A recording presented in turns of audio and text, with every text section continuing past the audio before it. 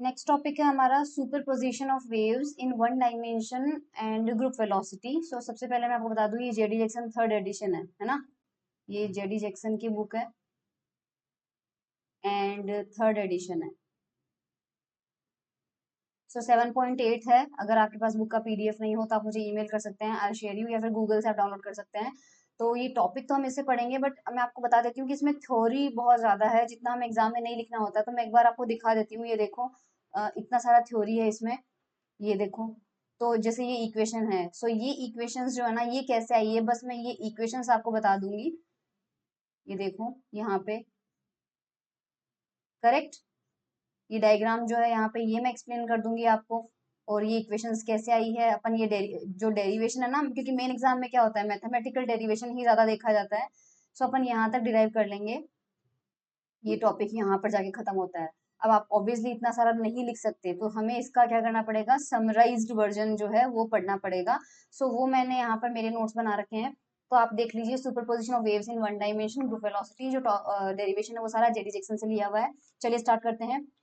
For dispersive medium, क्योंकि मैंने blue से लिया है तो मुझे रेड कलर लेना पड़ेगा। Okay, for dispersive medium we know that omega is a function of K. हमें पता है डिस्पर्सिव मीडियम के लिए, ये हमने बीएससी में पढ़ रखा है कि डिस्पर्सिव मीडियम के लिए ओमेगा जो होता है वो किस पे डिपेंड करता है, के पे डिपेंड करता है। Now since the dispersive properties can't depend on whether the wave travels to the left और राइट, जो वेव है वो मीडियम के अंदर राइट में ट्रेवल कर रही है या फिर लेफ्ट में ट्रेवल कर रही है, इससे कोई फर्क नहीं पड़ना चाहिए डिस्पर्सिव प्रॉपर्टीज पे। इसलिए ओमेगा जो है वो के का इवन फंक्शन होना चाहिए, और इवन फंक्शन की प्रॉपर्टी हम जानते हैं, when we replace k by minus k omega should be unchanged. Okay, so ये सेकंड इक्वेशन आपको समझ में आ गई होगी। फ्रॉम द बेसिक सॉल्यूशन, बहुत बेसिक सॉल्यूशन एक वेव का जो होता है वो हम जानते हैं कि यूजुअली हमें पता है वेव जो होती है एक्स जो होता है वो या जो भी हमने वेव देखी है वाई इज इक्वल्स टू ए ई की पावर आयोटा के एक्स माइनस ओमेगा टी, इस तरह से होती है, करेक्ट। अब वेव जो है, बिकॉज हमें हमें दोनों कंडीशन लेनी है, लेफ्ट साइड में ट्रेवल करने वाली वेव भी लेना है, राइट साइड में ट्रेवल करने वाली वेव भी लेना है। इसलिए सपोज करो कि यहाँ पर वेव का जो डिस्प्लेसमेंट है उसे हम u as a function of X T, और क्योंकि हम वन डायमेंशन के अंदर ले रहे हैं वेव, इसलिए हम यहाँ पे आर टी नहीं ले रहे हैं, एक्स टी ले रहे हैं। सो यहाँ पे आप देख सकते हैं आई के एक्स है और यहाँ पे माइनस आई के एक्स है, राइट। यहाँ पे माइनस के है और यहाँ पे के है। सो यहाँ पर जो एक पार्ट है वो पॉजिटिव यानी राइट डायरेक्शन में ट्रेवल करने वाली वेव को रिप्रेजेंट कर रहा है, और जो दूसरा वाला पार्ट है वो हमारे पास लेफ्ट डायरेक्शन में ट्रेवल करने वाली वेव को रिप्रेजेंट कर रहा है, ठीक है। नाउ हमारे पास यहाँ पर बहुत सारे पॉसिबल वैल्यूज हो सकती है कोफिशिएंट ए एंड बी की, और हमारे पास एक सिंगल वेव तो होगी नहीं, हमारे पास बहुत सारी वेव्स होंगी। सो हम यहाँ पे फूरियर सीरीज से एक जनरल सॉल्यूशन भी निकाल सकते हैं। So we can build up a general solution of the form, एक फूरियर सीरीज से हम जनरल सॉल्यूशन भी यहाँ पर निकालते हैं। सो यू एक्स टी जो है, हमें पता है ये नॉर्मलाइजेशन कांस्टेंट होता है। फूरियर सीरीज में हमारे पास माइनस इन्फिनिटी से इन्फिनिटी सारी वैल्यूज लेंगे, यहाँ पर एक कोफिशिएंट होता है, और साथ में हमारे पास ये फेज वाला पार्ट है। फेज वाले पार्ट में आपको ये ध्यान रखना है, ई की पावर आई के एक्स हमने यहाँ पे लिखा है, और डिफरेंशिएशन हो रहा है के पे। सिंस के की लिमिट यहाँ पे माइनस इन्फिनिटी से और इन्फिनिटी है, सो के की नेगेटिव वैल्यूज और पॉजिटिव वैल्यूज हमारे पास दोनों आ गई। और यहाँ पर आप ध्यान से देखें तो ओमेगा जो है उसकी जगह omega as a function of K लिखा हुआ है। सो ये बहुत इंपॉर्टेंट है, जो चीज आपको ध्यान रखनी है, ठीक है। यहाँ हमने, अब ये जो ए के है ये क्या है, क्योंकि यहाँ पर तो हमारे पास क्या है, कोफिशिएंट थे, सो जाहिर सी बात है यहाँ पर भी फेज वाला पार्ट तो एक्सपोनेंशियल हो गया। किसी भी वेव के अंदर एम्पलीट्यूड होता है और फेज होता है। सो ये जो एक्सपोनेंशियल के अंदर टर्म लिखा हुआ है that is phase part. So A K जो है इसका फिजिकल सिग्निफिकेंस क्या है, it describes the properties of the linear superposition. ये लीनियर सुपरपोजिशन बना रहा है। वाई, जैसे जैसे के की वैल्यू चेंज होगी, क्योंकि लिमिट आपने के की बहुत सारी लगाई है, माइनस इन्फिनिटी से प्लस इन्फिनिटी, जैसे जैसे के की वैल्यू चेंज होगी वैसे वैसे ए की वैल्यू चेंज होगी। और इंटीग्रेशन किसको रिप्रेजेंट करता है, समेशन को, चीजों को जोड़ना, राइट। तो जैसे जैसे ए की वैल्यू चेंज होगी अलग अलग टर्म मिलेंगे, और इंटीग्रेशन वाला पार्ट क्या करेगा, उनको ऐड करता रहेगा। तो this is called linear superposition. ये आपके पास क्या बनता है, लीनियर सुपरपोजिशन बनता है। सो लीनियर सुपरपोजिशन जो है वो डिफरेंट वेव्स का, डिफरेंट वेव क्यों बोल रहे हैं, क्योंकि हर वेव के लिए के की वैल्यू डिफरेंट होगी। Okay, it is given by the transform of the spatial amplitude uxt evaluated at t equal to 0। अब ये मैं थोड़ा सा यहाँ पे एक प्रॉपर्टी यूज कर रही हूँ, फूरियर ट्रांसफॉर्म। अगर आपने मैथमेटिकल मेथड्स इन फिजिक्स पढ़ा है, सेमेस्टर 1 में होता है बेसिक मैथमेटिकल में, या बेसिक फूरियर ट्रांसफॉर्म भी आपने पढ़ा है, तो आप समझ जाएंगे। हम सबसे पहले क्या करेंगे, इक्वेशन नंबर 3 है ये हमारे पास, इक्वेशन नंबर 3 है, इसको इवेल्युएट करो आप t इक्वल टू 0 पर। सो देखो यहाँ वाली इक्वेशन को मैं एक बार लिखती हूँ, u एक्स टी की जगह क्या पुट करना है, 0, करेक्ट। राइट हैंड साइड में 1/√2 हमारे पास आ जाएगा। इंटीग्रेशन ए के जो है एज इट इज रहेगा हमारे पास, ए के एज इट इज है।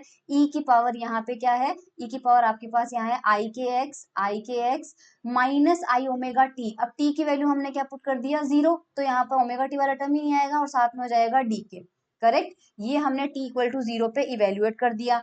अब यहाँ पर जब ये एक्सप्रेशन दिया हुआ होता है तो आपने क्वांटम मैकेनिक्स के अंदर जो वेव फंक्शन होता है वहां पर भी ये चीज यूज होती है, और फूरियर ट्रांसफॉर्म की प्रॉपर्टी से भी एक चीज पता चलती है। यहाँ पर फूरियर ट्रांसफॉर्म की प्रॉपर्टी हम लगाएंगे, ये ए के जो है इसको निकालने का फॉर्मूला डायरेक्ट होता है और वह फूरियर ट्रांसफॉर्म की प्रॉपर्टी में चेक कर सकते हैं। इस इक्वेशन से जब ए के निकालते हैं तो वो ए के जो होता है वो इक्वेशन नंबर 4 से दिया जाता है। ये मैंने प्रॉपर्टी डायरेक्ट यूज की है। तो एक की तरह हमारे पास यहाँ पर क्या आता है, जो यू एक्स 0 आता है वो यहाँ पे आ जाता है, 1/√2 एज इट इज हमारे पास होता है। और ई की पावर ये क्योंकि इसमें स्पेस चेंज होता है, मोमेंटम स्पेस से आप कोऑर्डिनेट स्पेस में जाते हैं, तो यहाँ पर तो डिफरेंशिएशन किस में हो रहा था, एक्स के सॉरी हमारे पास यहाँ पे क्या आ रहा था, के में हो रहा था, के स्पेस में बात कर रहे थे इंटीग्रेशन। लेकिन जब ए के की वैल्यू निकालेंगे तो हमारे पास फंक्शन यू एक्स 0 आ रहा है, ई की पावर माइनस आई के एक्स होगा, यहाँ पे प्लस आई के एक्स है, और यहाँ एक्स के रेस्पेक्ट में डी के रेस्पेक्ट में इंटीग्रेशन हो रहा था, अब किस में होगा, एक्स में। सो बेसिकली यहाँ पर जो मैंने ये चीज करी है ना, ये चीज प्योर फूरियर ट्रांसफॉर्म की प्रॉपर्टी है। सो मैं एक बार इसको थोड़ा सा अच्छे से लिख देती हूँ, लेट मी राइट डाउन। सो देखो हमारे पास यहाँ पर ये चीज लिखी हुई है, यू एक्स 0, यहाँ से जब ए के निकालना होता है तो ये फूरियर ट्रांसफॉर्म की प्रॉपर्टी है, आप फूरियर ट्रांसफॉर्म में देख लेना। जब ए के निकालना होता है तो हमें क्या करना पड़ता है, 1/√2 की जगह एज इट इज आएगा, फिर हम ये वाला फंक्शन लेते हैं इंटीग्रेशन के अंदर, तो यू एक्स 0 आ जाएगा। और यहाँ पर ई की पावर आई की एक्स होता है, जब हम उल्टा इन्वर्ट करते हैं तो यहाँ पर ई की पावर माइनस आई की एक्स हो जाता है, और यहाँ पर के स्पेस था तो अब हमारे पास यहाँ पे कोऑर्डिनेट स्पेस आ जाएगा। तो ये ए के का एक्सप्रेशन है जो यहाँ पर लिखा हुआ है इक्वेशन नंबर 4 में, ठीक है। चलिए आगे चलते हैं हम, हमारे पास में if U X 0 is equals to exponential iota K naught X, K naught एक कांस्टेंट है, यानी सिंगल वेव के लिए के की हमने यानी के की वैल्यू 1 2 3 कुछ भी हो सकती थी, तो हमने एक वैल्यू डिफाइन कर दी के नोट, पर्टिकुलर वैल्यू, ठीक है। Then from orthogonality relation we get A K जो है हमें मिल जाएगा ये। अब ये हमारे पास यहाँ पर कैसे आया, so let me show you something. Orthogonality relation है, पहले मैं वो बता देती हूँ आपको। ये जेडी जैक्सन का है, थर्ड एडिशन वाली बुक ही है। एक रिलेशन होता है, देखो ये यहाँ पे लिखा हुआ है, अरे यार, इक्वेशन नंबर 2.46 देखो एक बार, द ऑर्थोगोनैलिटी कंडीशन इज। सो ये कंडीशन जो है ये हम डायरेक्टली यूज करेंगे। मैं जूम करके आपको दिखा देती हूँ, ये वाली कंडीशन हम यूज करेंगे। सो मैं ये कंडीशन लिख लेती हूँ पहले एक बार ना, 1/2 इंटीग्रेशन, ये कंडीशन एक बार लिख लेते हैं अपन, 1/2 इंटीग्रेशन, लिमिट अंडरस्टूड है, आप उसे समझ जाना, exponential iota K minus K prime, exponential iota K minus K prime X, and then हमारे पास आ रहा है dx is equals to delta K minus K prime, ठीक है। ये ऑर्थोगोनैलिटी कंडीशन होती है। इस कंडीशन से ए के निकालना है हमें, इस कंडीशन से हमें ए के निकालना है, और हमें ये कहा जा रहा है कि u को अपन को क्या मानना है, हमें गिवन क्या दिया हुआ है, हमने क्या माना है अभी गिवन, अगर u x 0 जो है वो e की power i k not x लिया जाए।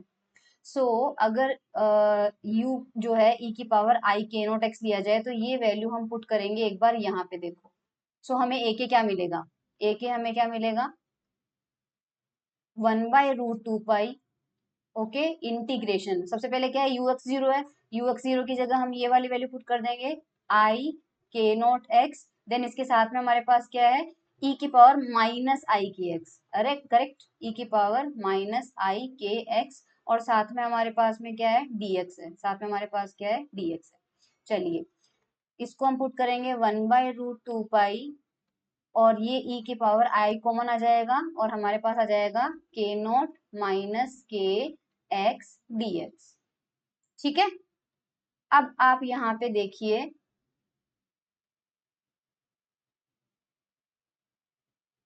यस, ऑर्थोगोनलिटी कंडीशन से हमारे पास अगर मैं सिर्फ इस पार्ट की वैल्यू लूँ, इस पार्ट की वैल्यू लूँ, तो ये 2 पाई जो है ये राइट हैंड साइड में भेजना पड़ेगा, तो यहाँ से इसको हटा देते हैं और यहाँ से इसको 2 पाई से मल्टीप्लाई कर देते हैं।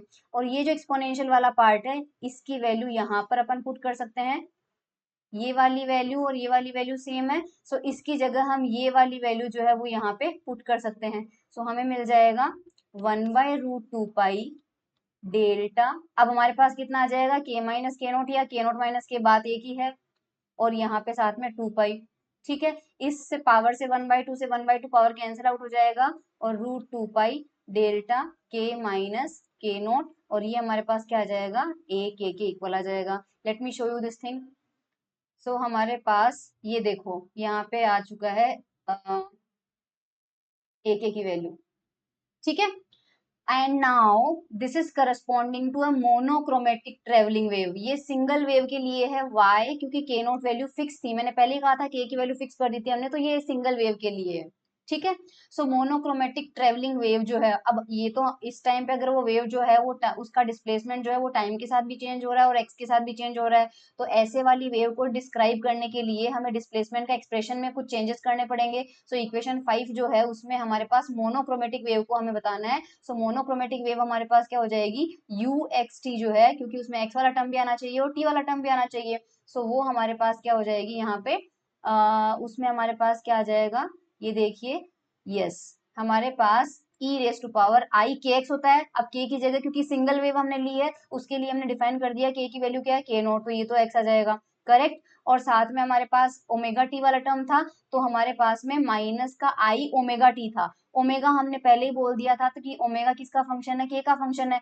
हमें क्या है, के इज इक्वल टू के नोट पर कैलकुलेट करना है, तो ओमेगा कहाँ पे कैलकुलेट करेंगे, के नोट पे। ये मल्टीप्लीकेशन नहीं है, ये omega as a function of K था, और के की जगह हमें क्या पुट करना है, के नोट, और यहाँ पे आ जाएगा T. So this is the monochromatic wave, ये सिंगल वेव की बात हो रही है हमारे पास में। सो ये इक्वेशन नंबर 5 है। ठीक है, now but if at t equal to 0, ux0 represents a finite wave with a length of order, but ये हमारी मोनोक्रोमेटिक वेव थी जिसके लिए k फिक्स था, k उसके लिए फिक्स था, k नोट लिया था। लेकिन मान लीजिए एट t इक्वल टू 0, अगर यहाँ तो हमने एक वेव के लिए k जो है वो बिल्कुल डिफाइन कर दिया था, करेक्ट, हमने उसके लिए एक सिंगल वेव डिफाइन कर दी थी। पर अगर ऐसा नहीं होता, यानी केस 2 की बात हो रही है, सेकंड सिनेरियो इमेजिन कीजिए, अगर t इक्वल टू 0 पर ux0 एक इतनी शार्प स्पेसिफाइड वेव को रिप्रेजेंट ना करके, अगर ये रिप्रेजेंट करता एक फाइनाइट वेव को with the length of order delta x, जिसका स्प्रेड मोमेंट, हमारे पास दो तरह के स्पेस होते हैं, कोऑर्डिनेट स्पेस और मोमेंटम स्पेस, यानी कि उसकी जो वैल्यू है वो कोऑर्डिनेट स्पेस में भी कुछ फाइनाइट चौड़ाई की होती। ठीक है, तो उस वक्त जो ए के है वो डेल्टा फंक्शन नहीं होता। बताती हूँ क्यों नहीं होता। Rather it is a peaked function with the breadth यानी चौड़ाई ऑफ ऑर्डर डेल्टा के सेंटर्ड अराउंड वेव नंबर के नोट। ये यहाँ पे क्या कहना चाह रहा है, ये कह रहा है कि अभी आपने जो बताया था वो आपने कहा था कि एक सिंगल वेव लिया है आपने और उसके लिए के जो है वो उसकी एक फिक्स वैल्यू है, फिक्स्ड वैल्यू है। अगर ये फिक्स्ड ना होके वो वेव फैली होती डेल्टा के रेंज में, डेल्टा के रेंज तक फैली होती, तो उसके लिए जो ए के है, ए के, क्योंकि ए के अभी अभी आपने देखा था, ए के आपके पास क्या आ रहा था, √2/डेल्टा के माइनस के नॉट। अब आप खुद सोचिए इसका क्या मतलब है। डेल्टा फंक्शन की प्रॉपर्टी क्या होती है कि जब के इक्वल टू के नॉट है तो एम्पलीट्यूड नॉन जीरो मिलेगा। एम्पलीट्यूड नॉन जीरो मिलने का मतलब है वहां पे हमें वेव मिलेगी, करेक्ट। और जैसे ही ये के इक्वल टू के नोट पर वैल्यू हमें मिली है, ये डेल्टा फंक्शन होता है, ये डेल्टा फंक्शन होता है। तो के इक्वल टू के नोट पर तो हमें एम्पलीट्यूड मिल रहा है यानी वेव है, और बाकी के नॉट इक्वल टू के नोट पर हर जगह डेल्टा फंक्शन क्या हो जाएगा, जीरो हो जाएगा, और एम्पलीट्यूड भी जीरो हो जाएगा, यानी वेव कहीं नहीं मिलेगी। सो अभी तक तो हमने ये वाला डिस्कस किया था। अब हम ये कह रहे हैं कि अगर के जो है एक शार्प यानी एक फिक्स्ड वैल्यू ना होके अगर वो डेल्टा के रेंज में फैली हुई है, तो उसके लिए एम्पलीट्यूड जो है वो कैसा दिखाई देगा, तो एम्पलीट्यूड का ग्राफ जो है वो के साथ कैसा दिखाई देगा, देखो डेल्टा फंक्शन, मतलब डेल्टा फंक्शन ये होता, अब वो ऐसा फंक्शन थोड़ा गड़बड़ा जाएगा, वो ऐसा बनेगा, यानी वेव इस तरह से आ रही है, जो सबसे ज्यादा एम्पलीट्यूड है वो कहाँ पे मिलेगा आपको, के नोट पर ही मिलेगा, लेकिन के नोट पर शार्प नहीं मिल रही है, इसकी पीक जो आ रही है वो उतनी शार्प नहीं आ रही है, क्योंकि इसको कहाँ तक फैला हुआ रहना है, एम्पलीट्यूड को डेल्टा के तक फैला हुआ रहना है। सो इसकी जो चौड़ाई है वो हमारे पास कितनी है, डेल्टा के है, और उसके बाद में एम्पलीट्यूड जो है वो डिक्रीज हो रहा है वेव का।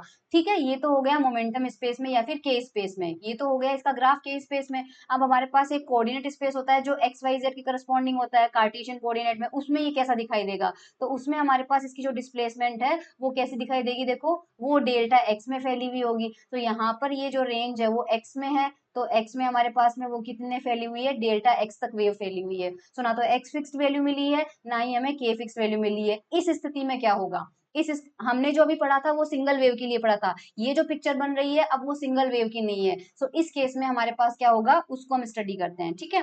It is possible to draw a general conclusion delta x and delta k is greater than equal to 1/2। देखो हाइजेनबर्ग अनसर्टेनिटी प्रिंसिपल से हम जानते हैं delta x delta p x greater than equal to h cross by two होता है। ठीक है, wave का जो मोमेंटम होता है p वो कितना होता है, एच क्रॉस के होता है। सो यहाँ पर p की जगह एच क्रॉस के रखेंगे तो एच क्रॉस तो आ जाएगा बाहर, और यहाँ पर p की जगह क्या आ जाएगा, k आ जाएगा, और वो x डायरेक्शन में। ठीक है, फिर इस एच क्रॉस से ये एच क्रॉस कैंसिल आउट हो जाएगा और आपको ये रिलेशन मिल जाएगा। सो ये अनसर्टेनिटी प्रिंसिपल है।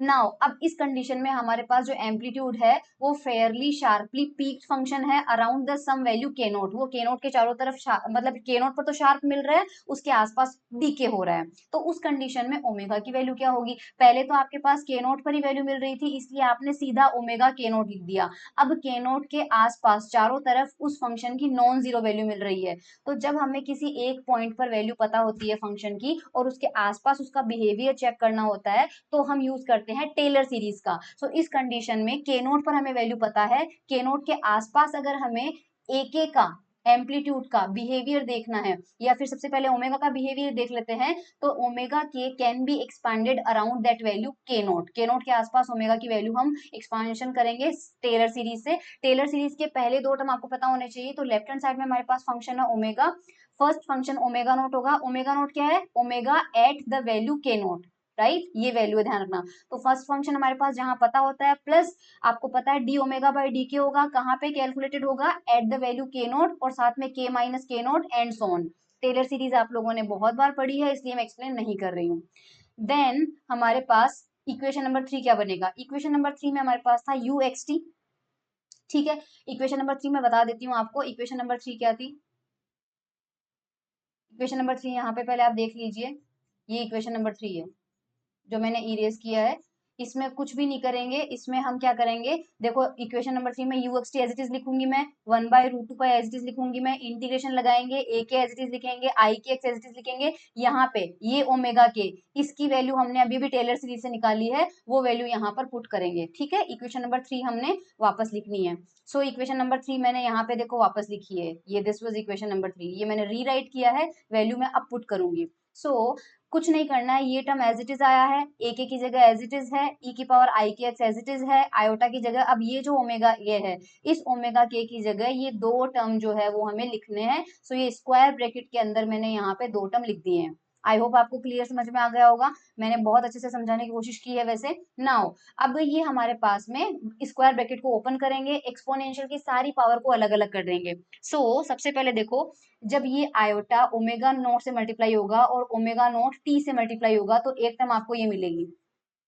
ठीक है, फिर आपके पास ये iota D omega by D के से मल्टीप्लाई होगा और ये के नोट पे कैलकुलेट किया हुआ है, और ये डी ओमेगा बाई डी के नोट से भी मल्टीप्लाई होगा और टी से भी मल्टीप्लाई होगा, तो आपको ये वाला टर्म मिल जाएगा। ठीक है, और उसके बाद रिमेनिंग आपके पास ये आई के एक्स रहा, वो आई के एक्स यहाँ पे लिखा है मैंने, और ये डी ओमेगा बाई डी के जब सिंपल के से मल्टीप्लाई होगा और टी से मल्टीप्लाई होगा वो टर्म आपके पास यहाँ लिखा हुआ है, और साथ में क्या लिखा हुआ है, डी के।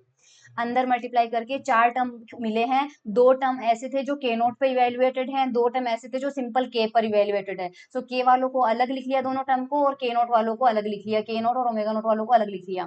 अब जो इंटीग्रेशन हो रहा है वो सिर्फ के पर हो रहा है, के नोट तो एक फिक्स क्वांटिटी है यानी कांस्टेंट है के नोट, तो जो टर्म के नोट या फिर ओमेगा नोट है उनको इंटीग्रेशन से बाहर निकाल लो, तो ये ओमेगा नोट बाहर आ जाएगा, और ये डी ओमेगा बाई डी के जो है उसकी वैल्यू जब निकालेंगे फिर के नॉट पुट कर देंगे तो वो भी कांस्टेंट हो जाएगा। सो जो टर्म में के नॉट आ रहा है और ओमेगा नॉट आ रहा है उसको हमने इंटीग्रेशन के बाहर ले लिया, और जो टर्म आपके पास सिंपल के एक्स में थे, ये देखो के कॉमन ले लिया मैंने यहाँ पे, जो के में थे और के वाले टर्म थे उनको हमने इंटीग्रेशन के अंदर रहने दिया है। ये एक टर्म हो गया, ये दूसरा टर्म हो गया, ये तीसरा टर्म हो गया, ये चौथा टर्म हो गया। ठीक है, आप सोचोगे यहाँ के कहाँ गया, ये रखे है ना, दोनों से मल्टीप्लाई हुआ है। Now from equation 4 and its inverse we see that, अब ये आपको समझ में नहीं आएगा इसलिए मैंने वापस एक इक्वेशन लिखी है।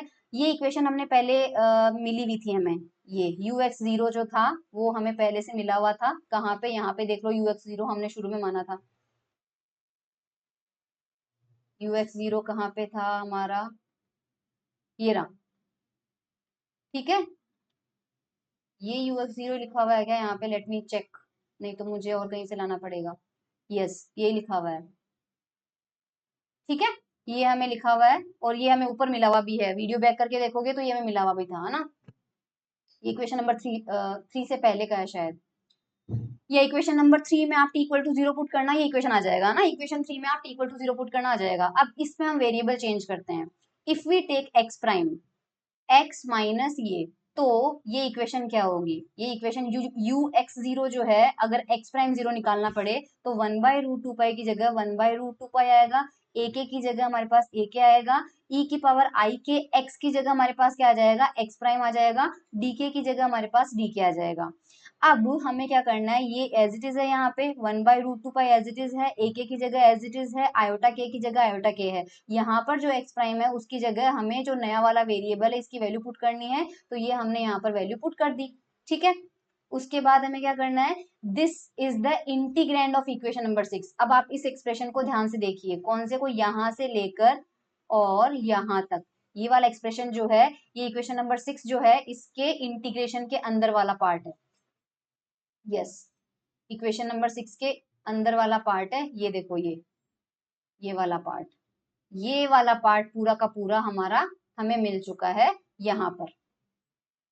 ठीक है, अब इससे क्या पता चलता है, this shows that apart from an overall phase factor the pulse travels along undistorted in shape with a velocity called group velocity. इसका मतलब ये कह रहा है कि आपने जब नया वेरिएबल लिया x प्राइम, तो आपको वापस वो की वही वेव मिल गई जो आपको इक्वेशन नंबर 6 में मिली है। आपको वापस ये की यही वेव मिल गई, केवल एक्स्ट्रा फेज फैक्टर आया है।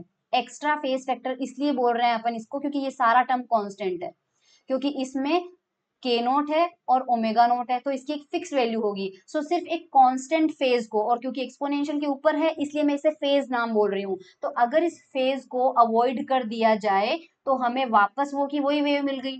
लेकिन इस वेव के अंदर हमें बहुत सारी वेव्स मिल रही है क्योंकि इंटीग्रेशन लगा हुआ है, इंटीग्रेशन लगा हुआ है इसका मतलब बहुत सारी वेव्स है, सबका सुपर पोजिशन हुआ है यहाँ पे। तो बहुत सारी वेव जो है वो एक ग्रुप की तरह ट्रेवल कर रही है, और उस ग्रुप की वेलोसिटी कैसे मिलेगी, जो हम ग्रुप वेलोसिटी निकाला करते थे, यहाँ पर जो फेज होता है उसको 0 के इक्वल करके, फेज को 0 के इक्वल करके हमें ग्रुप वेलोसिटी निकालनी होती है। ग्रुप वेलोसिटी का फॉर्मूला हम जानते हैं, डी ओमेगा बाई डी के एट के नोट होगा। ठीक है, अभी निकालेंगे अपन यहाँ पे, वैसे पता चल जाएगा आपको। यहाँ पे ये देखो, ये रहा, इसको 0 करके मिलता है, इसको 0 करके मिलता है x minus D omega by D K, और साथ में कितना है t इक्वल टू 0 कर दो, फिर आप x equal to D omega by D K और साथ में t कर दो, और दोनों साइड में डिफ्रेंसिएशन कर दो, तो इधर हो जाएगा dx equal to D omega by D K और उधर हो जाएगा dt।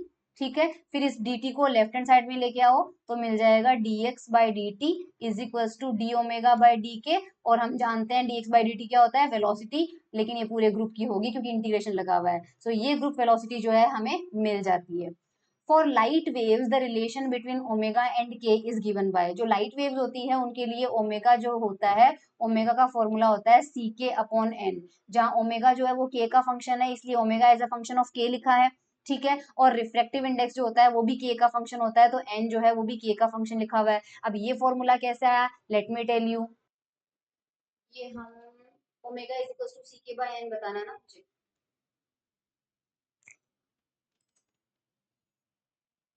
Omega is equal to C K by N बताना है, राइट।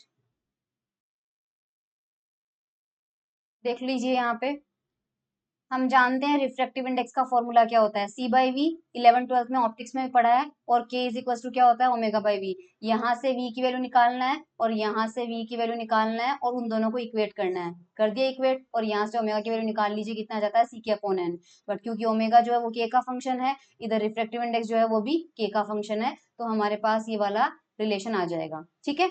अब यहाँ पे सी क्या है, सी is the velocity of light in vacuum, and N के is the index of refraction या refractive index. The phase velocity हम जानते हैं वीपी क्या होता है, ओमेगा बाय के होता है, और ओमेगा किसका फंक्शन है, के का फंक्शन है, तो ओमेगा के अपॉन के हो जाएगा। और ओमेगा अपॉन के को हम क्या लिख सकते हैं, सी बाय एन भी लिख सकते हैं, क्यों, क्योंकि ये रिलेशन अभी अभी मैंने दिखाया था, ओमेगा बाय के जो होता है वो आपका होता है वी, ठीक है। और सी बाय एन जो होता है वो भी आपका कितना होता है, वी, अभी अभी दिखाया था, ये देख लीजिए यहाँ से, ये रहा, सी बाय एन ओमेगा बाय के है, तो यहाँ से ये रिलेशन भी आपके पास आ जाता है।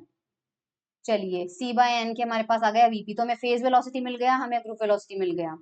अब क्या कर सकते हैं, वीपी इज ग्रेटर और स्मॉलर देन सी। वीपी जो फेज वेलोसिटी होता है वो सी से ज्यादा भी हो सकता है, कम भी हो सकता है, डिपेंड करता है कि जो एन है वो आपके पास एक से ज्यादा है या कम है। ये हम कैसे कह सकते हैं, क्योंकि वीपी की वैल्यू हमारे पास कितनी आई थी, सी अपॉन एन आई थी, करेक्ट। सो एन अगर एक से ज्यादा है, जैसे एन की वैल्यू मान लीजिए 2 है, तो सी बाई टू, तो इस कंडीशन में वीपी की वैल्यू जो है वो सी बाई टू, यानी कि सी से कम हो गई। और अगर एन लेस देन वन है, यानी एन की वैल्यू मान लीजिए 1/2 ले लेते हैं, तो एन की वैल्यू 1/2 रखोगे तो ऊपर चला जाएगा, तो वीपी की वैल्यू कितनी आ जाएगी, 2c आ जाएगी। सो वीपी इज ग्रेटर और smaller than c depending on whether n is smaller और larger than unity. In the most cases जो रिफ्लेक्टिव इंडेक्स हो रहा है होता है वो एक से बड़ा ही होता है, एक से बड़ा ही होता है रिफ्लेक्टिव इंडेक्स, इसलिए जो वीपी होता है वो सी से कम ही होता है। अब ग्रुप वेलोसिटी जो है उसका एक फॉर्मूला जो होता है ये आता है। अब ये वाला फॉर्मूला हमारे पास कैसा है, ये मैं डिराइव कर देती हूँ। सो हमारे पास ओमेगा था सी के अपॉन एन, यहाँ से के की वैल्यू निकालते हैं, एन ओमेगा अपॉन सी, ठीक है। अब देखो, इसको दोनों साइड में डिफरेंशिएशन ओमेगा के रेस्पेक्ट में करते हैं, तो यहाँ पर कितना हो जाएगा, डी के अपॉन डी ओमेगा।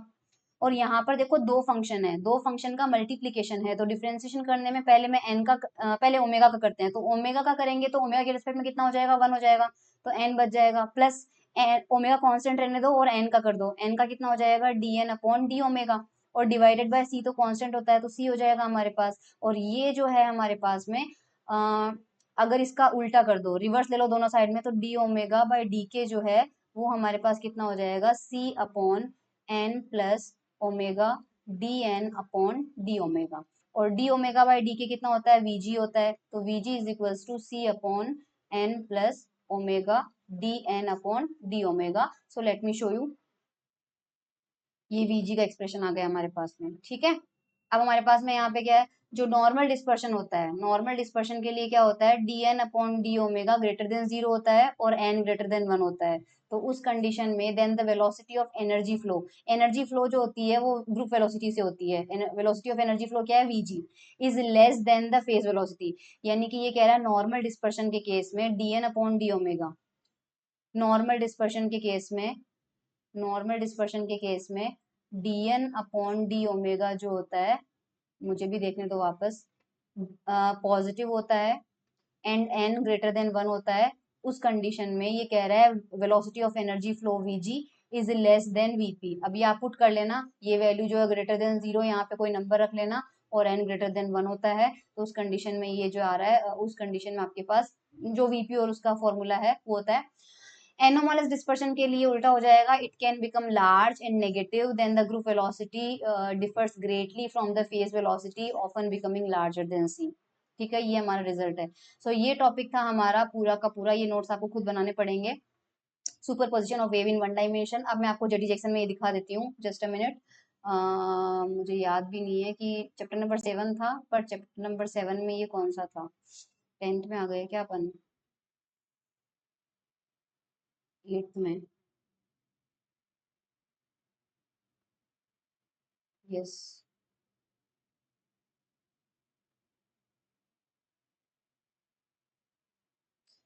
7.8 था हमारा टॉपिक।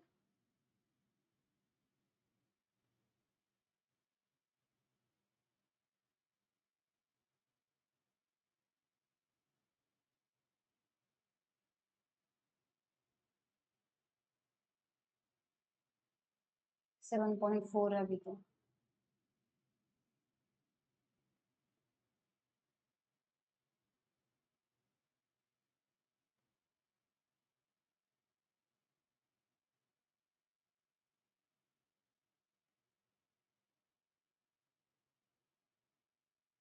ये देख लीजिए, superposition of waves in one dimension.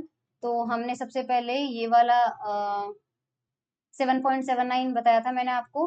उसके बाद यू एक्स टी वाला बता दिया था आपको, है ना। उसके बाद ए के की वैल्यू हमने निकाली थी, फिर ये रिलेशन मैंने आपको प्रूव करके बताया था। उसके बाद हाइजेनबर्ग अनसर्टेनिटी प्रिंसिपल से ये वाला बता दिया था। इतनी सारी थ्योरी मैंने नहीं बताई थी, लेकिन टेलर सीरीज एक्सपांशन से ओमेगा निकाला था। ये वाला डायग्राम और ये वाला डायग्राम मैंने एक्सप्लेन कर दिया था आपको। उसके बाद 7.84 है जो यूएक्सटी है, ये हमने वैल्यू निकाली थी, ये फेज फैक्टर था।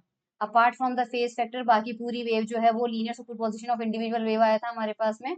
और यूएक्सटी के अंदर ये वाली वेव मैंने नहीं बताई थी। वीजी हमारे पास ये था, ओमेगा हमारे पास सी के बाय एन का डेरिवेशन बता दिया था आपको। वीपी फेज वेलोसिटी निकाली थी और वीजी हमारे पास ग्रुप वेलोसिटी निकाली थी। और यहाँ पर वही लिखा हुआ है normal dispersion and anomalous dispersion, ठीक है। बाकी मैंने ये थ्योरी जो है वो नहीं पढ़ाई थी क्योंकि ये यूजफुल भी नहीं है। That's all.